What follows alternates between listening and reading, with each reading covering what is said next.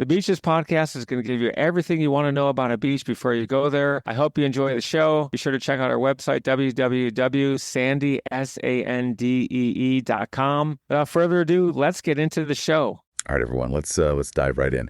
Today we're treating our suits for swimsuits. That's right. Because we are going to Saint Bart's. Yeah. We are talking about the island of Saint Barthelemy. Sun and sand.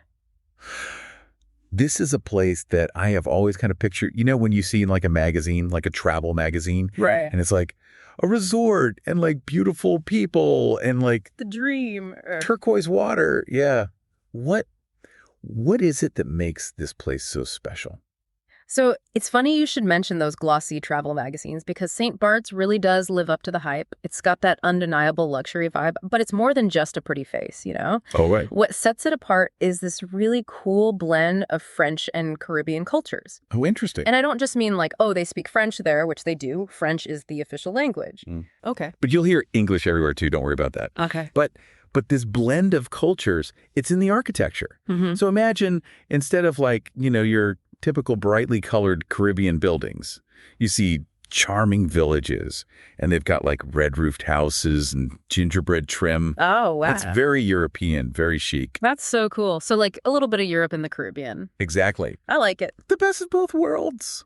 Now, I definitely want to talk about the beaches. I feel like we can't do St. Bart's without talking about the beaches. Of course. What makes these beaches stand out? Because there's a lot of islands in the Caribbean. You're right. There's a lot of beaches. Not options. What makes these ones special? Okay, so close your eyes. Okay. And picture this. Pristine white sand beaches. Like the sand practically sparkles. Ooh. And the water, oh my gosh, the water is this incredible turquoise, like crystal clear. You can see right down to the bottom. It's just begging you to jump in. But here's the thing. St. Bart's isn't a one-size-fits-all island. You want that lively beach club scene? They've got it. You can sip cocktails, toes in the sand, people watching. But if you want secluded, you want to disconnect. They have these hidden coves, almost like they're undiscovered. It's like having multiple vacations in one. That's awesome. Now, you mentioned that French is the official language. Do I need to brush up on my high school French before I go? It's always a good idea to know a few basic phrases in the local language. Okay. But honestly, you'll be totally fine with English, especially in those tourist areas. Everyone speaks it. And the locals, they're so welcoming. But hey, if you can order a croissant in French or navigate a menu. Yeah, I was going to say. Bonus points. Yeah, I was going to say. That's impressive, right? Perfectly. Okay, so I'm sold. I want to go. When's the best time? All right, so if you want to be sure, absolutely sure, that you are getting sunshine, you aim for the dry season, December to April. Okay. Think warm temperatures, sunny skies, very little rain, perfect beach weather. Yeah. Now, if you don't mind a little humidity, maybe a quick shower here and there. Yeah. The shoulder season, so that's like the time between the dry and the wet seasons. That can be a really good bet, too. Usually fewer crowds. That's key, right. Exactly. Fewer crowds, a little more relaxed. A little more space to breathe. Yeah. Exactly. Okay, so how do we get there? All right. So most people, they're going to fly to St. Bart's. You've got several airlines that fly there from major cities, but word to the wise, the airport is known for having a bit of a short runway. Oh, really? Yeah, it's all part of the adventure, right? But look, if you're feeling adventurous and you want like the real island hopping experience, you can always take a ferry from a neighboring island like St. Martin or Guadeloupe. Oh, fun. Yeah, just a little word of advice. Book your flights, book your accommodations well in advance, especially if you're going during peak season. Things can book up. Makes sense.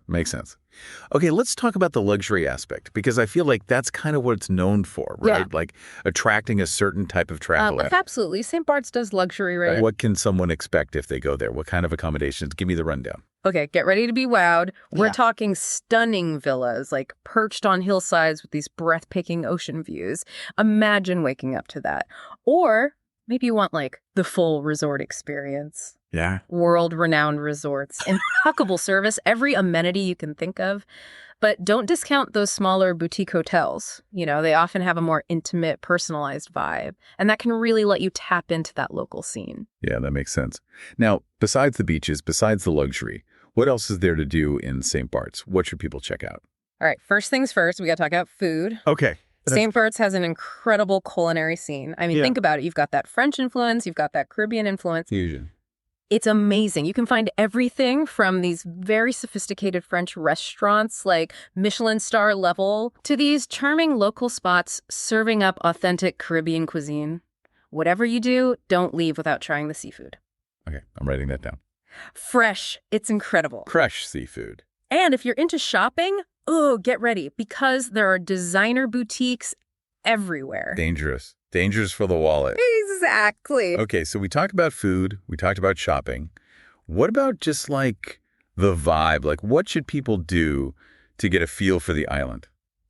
I think the key to really experiencing St. Bart's is to get a little bit off the beaten path, check out those traditional markets, find some unique crafts, some souvenirs, maybe there's a local festival happening, something lively.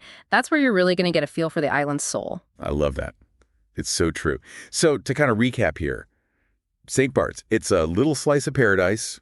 It's got that blend of cultures, those stunning beaches, and it's luxurious, but it still has that laid-back vibe. It's the perfect mix. It really does live up to the hype. It sounds like it. All right, so before we go, something to think about. Imagine you've just landed in St. Bart's. Okay. You've stepped off the plane. What's the first thing you do? Something to think about. And hey, maybe we'll revisit that in a future deep dive. I like it. But until then, happy travels, everybody. Thanks for listening to the show, and be sure to tune in next week for your favorite episode about some of the best beaches and beach information in the world.